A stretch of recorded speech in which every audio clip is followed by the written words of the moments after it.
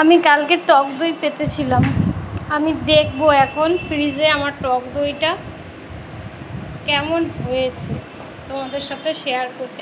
আমিও এখনো পর্যন্ত দেখিনি, ঠিক আছে? আমি তোমাদের দেখাচ্ছি টক দইটা আমি ঠিকঠাক পেরেছি কি।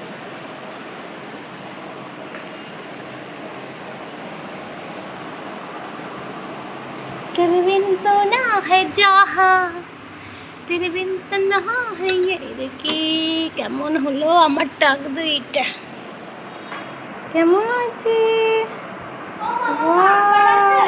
দেখো, পড়ছে না, এত ভালো টাইট হয়েছে টক দইটা, খুব সুন্দর হয়েছে।